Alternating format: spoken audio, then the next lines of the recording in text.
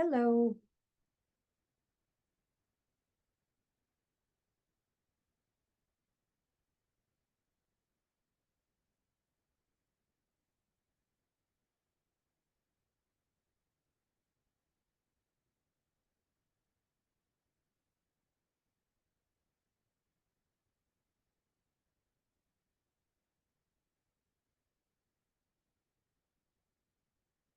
Hello. Can everybody hear me? Might be on mute. All right. Hi, yes, loud and clear. Wonderful. Welcome, you guys. I want to just do a quick introduction here with two recent rock stars in our 10X B&B program. They're a brother and sister combo, and they're based in San Diego, California. And we have Robert and we have Bernadette Gabriel. So welcome, guys. I'm handing over the mic to you. Thank you. Happy to be here. I think my brother and I are just going to talk a little bit about how we got into the 10X program. We Wonderful. started about a year ago. It was May, actually, 2023. We started our training modules. And we first, essentially got on board and reviewed some of the requirements in setting up, a business essentially. And so we did some of those background consultations and research in terms of an LLC, a phone number, company address, logo, things like that. All things related to, setting up a business, right? Even starting off with a website with a template that 10X offered us. And then in August, really, of 2023 is when we began sourcing officially. And so we got our first contract signed in January of this year. And that's just about 5 months of consistent sourcing. So it's basically getting to the grind and getting into the weeds. And our first booking was in January of this year, and we achieved superhost status on our main account, and two listings, and then a guest favorite with status with one of our properties. So And how that long, just can I ask you how long it took you yeah, to get to Superhost, just so the students understand sure. what that could look like in terms of a timeline? I think Robert's saying something, but he might be on mute. Yeah. Cool. Yeah, we went live in January and we got Superhost status at the end of June. Nice, nice. And I do want to make mention that this brother and sister combo started their prospecting, and they were very, very vigilant about doing I believe it was 5 leads a day per person, right? And I'm going to assume that's a Monday through Friday kind of thing. Yeah. Yeah. Yeah. Um, Sometimes weekends too. We definitely, so yeah, just a little bit of, I guess, background about us. As founders and co-owners, we also have full-time jobs. And so we, as you mentioned, Suzanne, just having the 5 leads is not enough just with the 2 people. We essentially grew this to be a family business. So as our family members also joined in on that, and are really proud to be part of it, and have really been supportive. So yeah, essentially, like you said, it's 5 days a week, sometimes 7 days a week, sometimes, longer hours on certain nights. I mean, it's whatever it took. yeah. And the point being, I think, is that you did whatever it took and that you were really dedicated. And at this point, I think it might be really important to share your why. You talked about a family business that you started. Mhm. Tell us all about what your why is, what causes you, what helped you push through some of those moments, right? That just keep to help you push through, some of the obstacles and the challenges that you made. Yeah, I guess I can take a pass. I think when I first heard about 10x B&B from one of Sean's videos on Instagram or one of his reels, he just really highlighted the possibility of passive income, and that kind of stuck out to me just because of where I'm at in my career. It would be a goal to kind of get out of the rat race, if you will, and be my own boss and sort of thing. We dabbled a little bit in real estate before 10x B&B in terms of house flip, and we said, okay, that kind of gave us a taste of what's out there and what's possible. But then obviously we came across 10x, and just the tools and resources that you all provided, I think, is helpful for us to have a path forward, because we had no experience in this really. But that's kind of what stuck it out for me. But as this became a family business, it's more so turned into truly just leaving a legacy for our family and generations to come, and creating something bigger than ourselves. Yeah, I love it. I love it. That's great. That's great. Okay. And so you obtained superhost status. We'll go back to your timeline and your case study. Tell us a little bit about what you did next and what some of your goals and achievements were. Sure. Yeah. We currently have 3 single family houses that we host. We provide hosting services for. Our first one went live in January, and I think it was probably 3 weeks, not even maybe, that we received a listing. I mean, a reservation, a booking for that property. It was like, wow, this is. We just barely, and we have to still get all the logistics and kind of like buy more pillowcases or whatever, like get it all ready to go. So it was a really quick turnaround. We were super excited about that. Everybody's, doing the high fives and emoji, all these things. And then our second one, we had actually the second and third were pretty back to back, like May go live and June go live.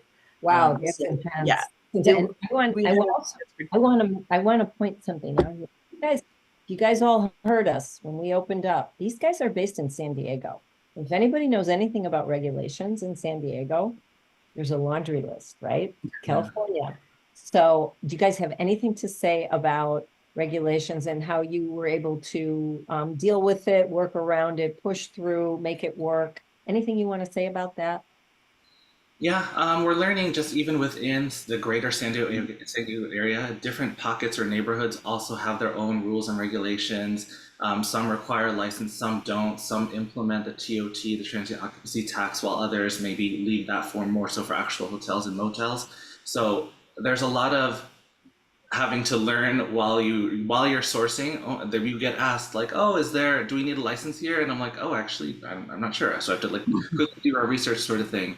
So we're learning quickly just how to navigate that, and we're creating a template and kind of a list of all the different areas in San Diego that we're sourcing, and what the regulations are, and TOT percentages. Also, just an added complexity I think that we're learning to navigate is just San Diego being such a year-round tourist destination. It is quite competitive in terms of either other hosting firms, other property management companies. We're competing with the Vacasas and Saunders as well. So trying to create our piece of the pie, or maybe expand the pie, if you will, fortunately has turned out well for us. But I'm looking forward to seeing, where else we can take it. That's beautiful. I love what you guys are talking about. It's perfect. And I want to ask you, why did the three properties that you took on, why did people buy from you and not Vacasa or not Sonder or not another property manager? Why did they choose you? Was there any commonality there?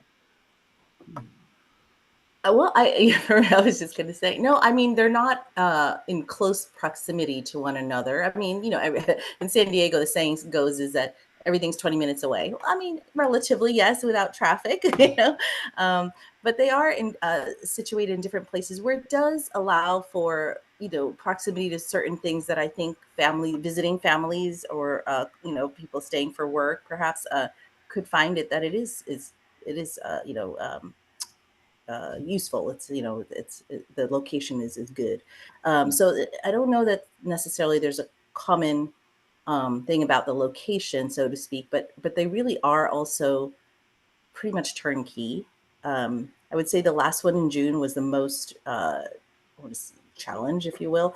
We had to roll up our sleeves and really help this owner who was about to get out of the country, to kind of really get this place ready for him and his family. So, and then our guests, of course, but to help out in that regard, we really Yeah. had to put Yeah. everything into it. So it was all hands on deck for that whole like 3-4 days of just getting everything ready for this to go live, because we had a deadline we wanted to work towards as well.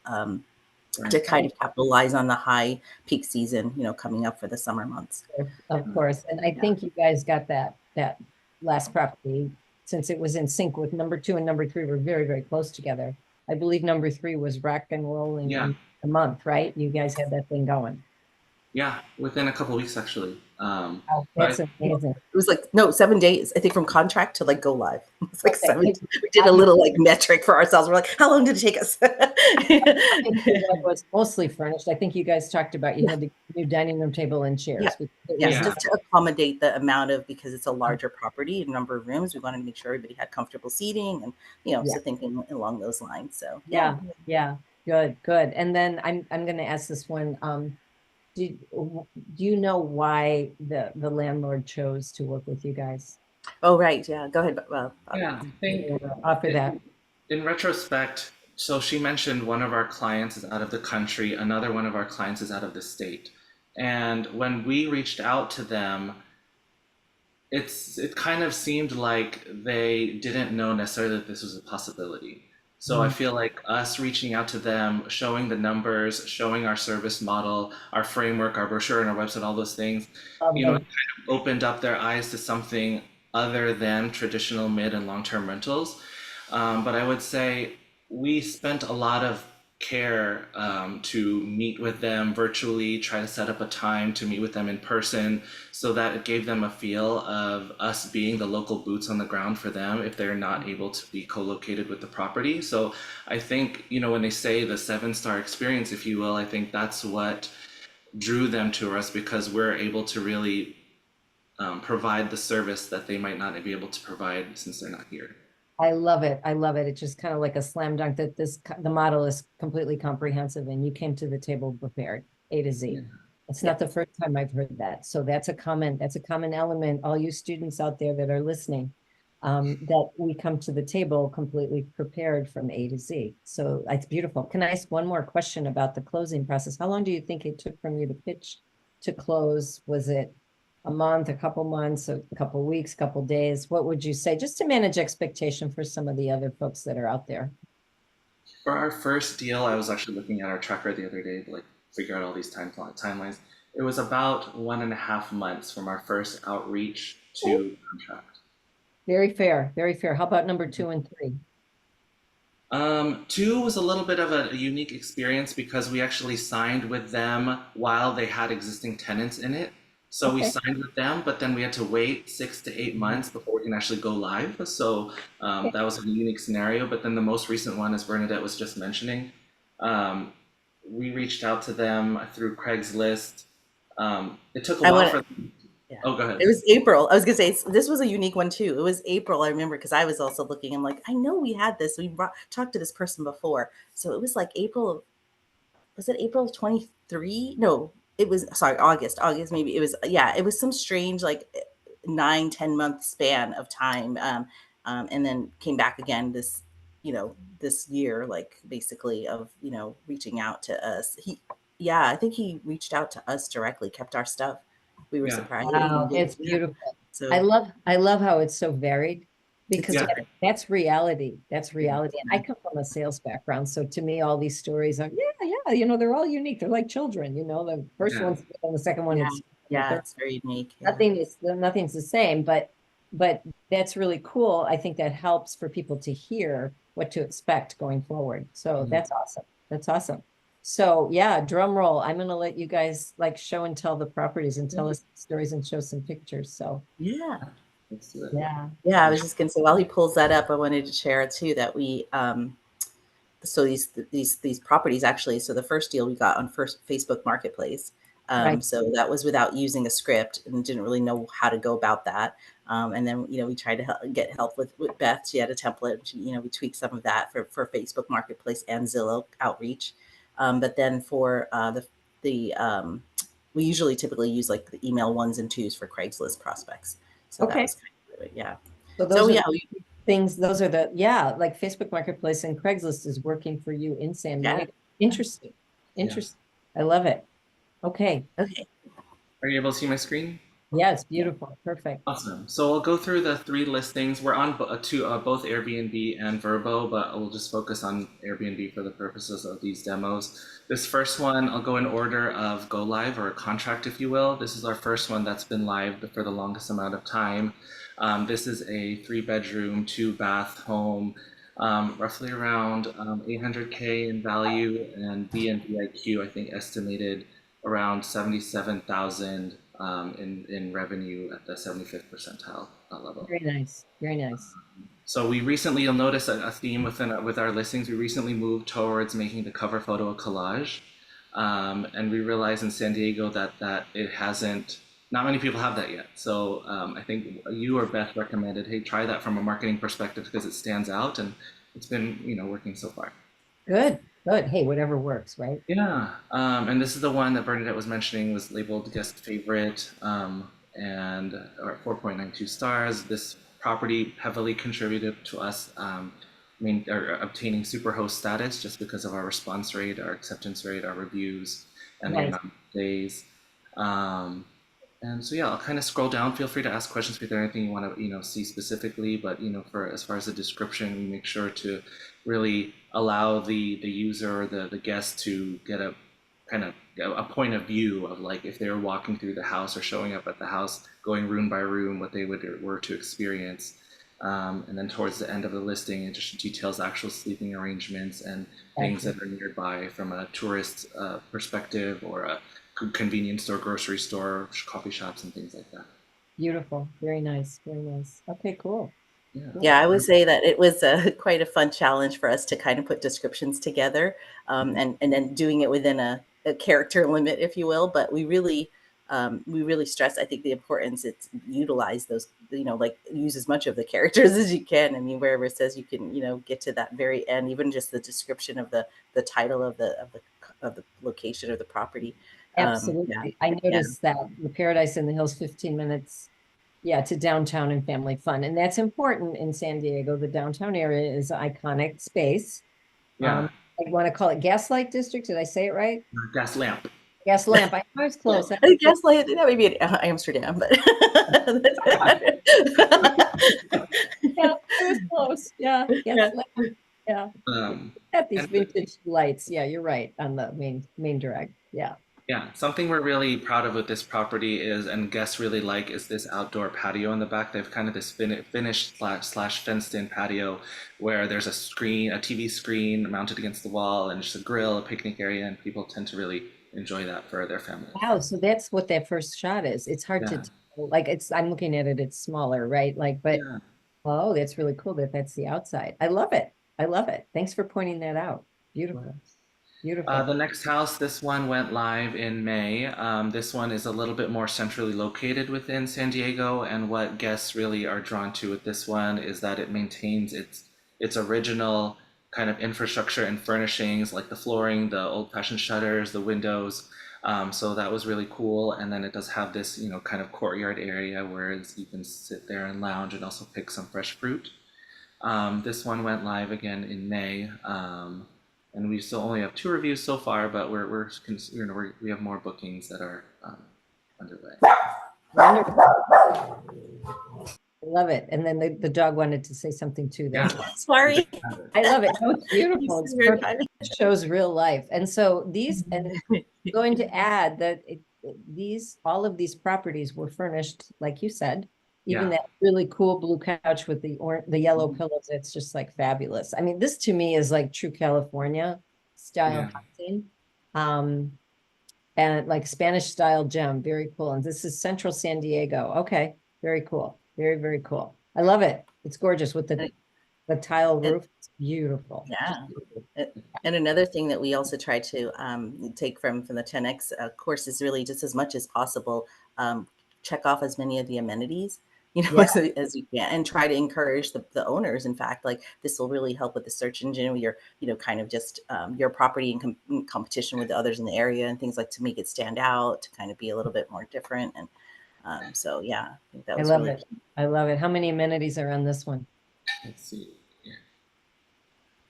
49. So I think we have some room, but you got some room to grow. Yeah, you can definitely put some more in there. Get it over 50, right? There's got to be something in there that you can put. Yeah, and we're learning now Airbnb is moving towards like amenities per actual room. So we're trying to like have that populated as well, in addition to just the whole house. Yeah, brand names as well. If there's something to tout on the stove or the bath products or the soap or whatever. I mean, yeah, you can kind of have a field day with the amenities. So yeah. And would you say that most of your bookings are on Airbnb at this point for all three, or would you say it's like a 50-50 split? It's about 70-30 Airbnb. Yep, Mhm. that's usually what I see, if not more. So interesting. Yeah.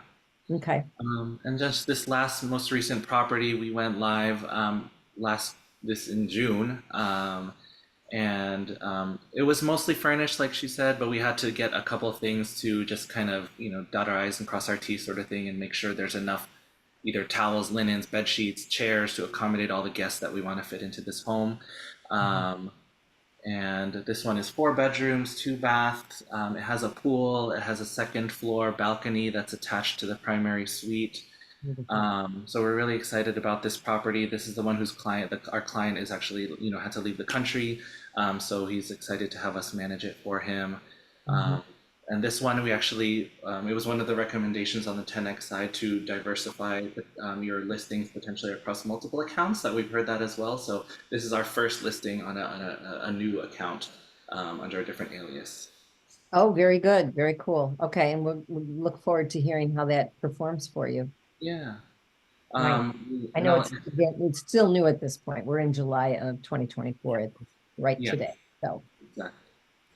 So I'll just kind of pop open. I know we want to talk about just a little bit of the analytics behind the scenes. So I know both Airbnb and Vrbo have their own dashboards to keep track of earnings and stuff. But since we especially got this third property, the team and the coaches have been really encouraging Hospitable as a PMS and a way to kind of integrate all your different platforms, all your different calendars. So we followed that recommendation, and through this, you're able to kind of see at a glance how you're doing across both platforms. So this is just a snapshot of the revenue that we've been able to obtain since going live across our 3 properties. Of course, most of this, close to 60K, is from that first property because that's been live the longest.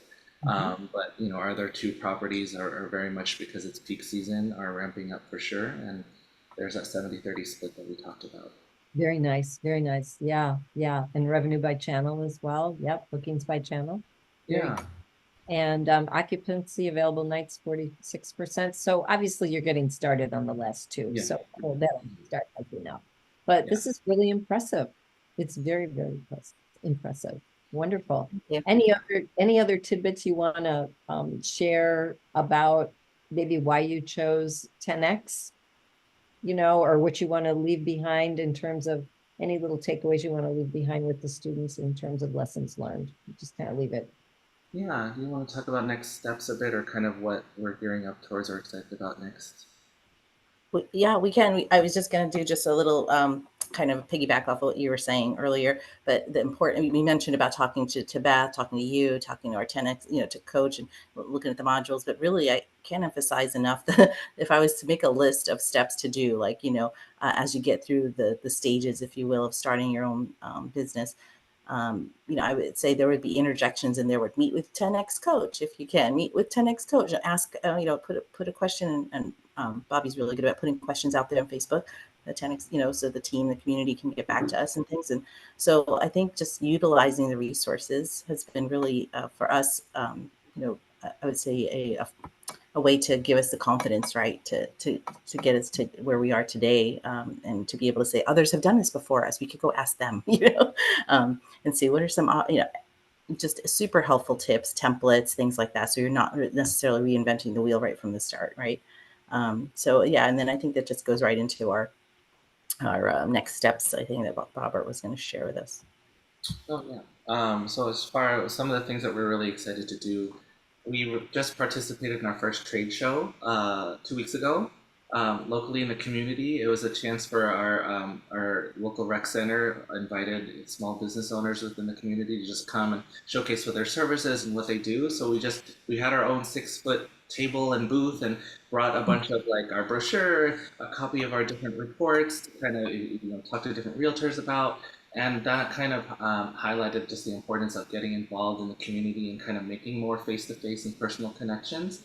So Love it. looking forward to just, I think, especially within our market, that's another way to just get out there and get your name out there and your brand out there. We're also looking to, now that we have had a little bit of experience just dealing with the San Diego area, now we're able to more focus in on pockets within San Diego that what we're seeing as incentivizing STRs a little bit more. So there's some areas that either you don't require a license, or the license fee is not that expensive, or the TOT doesn't actually apply to short-term rentals. So we're going to try to focus a lot of our sourcing on there. Beautiful. Lastly, especially with Hospitable up and running, we use Turno as well to help manage our cleaners. Is that setting us up to be able to potentially do remote sourcing or remote hosting in areas where probably the numbers are a little bit more advantageous. It's maybe not as competitive. So we're looking to explore outside of California as well. Wonderful, wonderful. This is great. Beautiful, beautiful case study. 3 case studies, right? Beautiful progress. And I think this shows that with dedication, the program is very workable. It's what you put into it, you get out of it, right? Right. And I'm just thrilled to see your success. I know you guys are going to be doing, and you're going to be accomplishing far more in the future, but it's just beautiful for you to share all this with us. Thank you so much. Thank you, and just kudos to you and the team for providing the guidance, the resources. The Facebook community is awesome. So that just helps us feel supported and a space to ask silly questions, or because somebody's so thank you. Yeah, it doesn't matter what point of the cycle you're at, right? Because there's different rungs on the ladder, whether you're starting out or you've these 3 properties under your belt, and there's still questions to ask. And I know that the live classes on the Monday, Tuesday, Wednesday nights, a lot of the new students, I always encourage them to take part in them, especially whatever they need to learn. And for the students that have been around a little bit longer, the Wednesday nights are really, really useful from a special topic. So yeah, we're trying to get more organized on that so you guys can access all that. So it's beautiful. Thank you guys. Thanks for joining. Thanks for sharing. And that's part of, thanks for being part of the 10X family, part of the family way to learn and to live and learn and to share, right? Yes. Part of the. Thank you, Suzanne. You're welcome. Thanks for having us. Take care. Take care. Bye. Bye.